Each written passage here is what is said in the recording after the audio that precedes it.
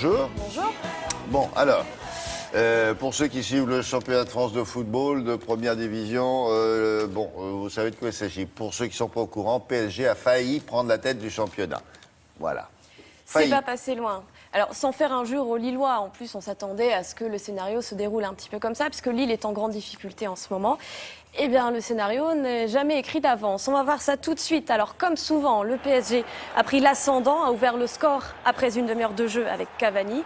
À ce moment-là, le PSG est virtuellement en tête de la Ligue 1. Mais ça, c'était avant une petite boulette de son gardien. Sur ce corner en faveur du LOSC, Salvatore Sirigu récupère le ballon et regardez, le pousse lui-même au fond de ses filets. On en restera là, malheureusement. Un partout, score final. Le PSG est toujours... C'est lui ou c'est un des joueurs avec...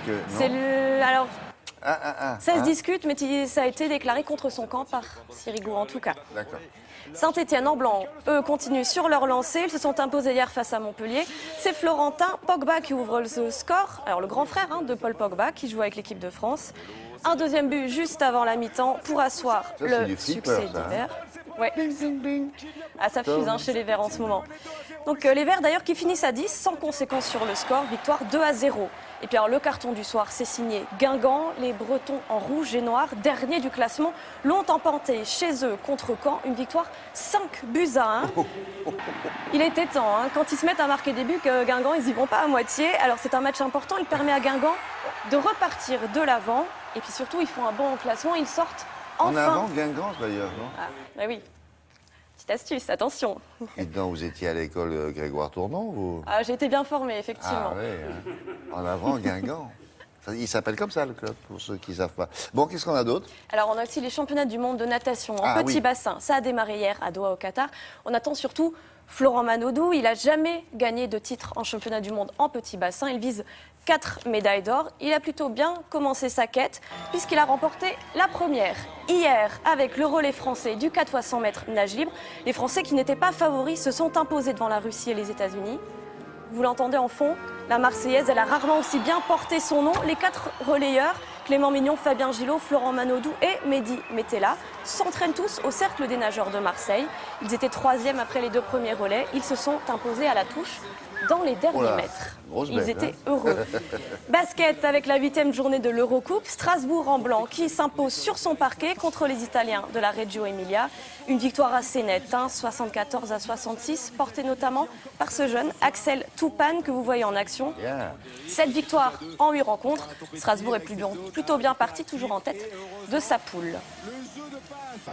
Chez les dames, par contre, ça s'est moins bien passé pour Bourges en noir contre Fenerbahçe lors de la 5e journée de l'Euroleague.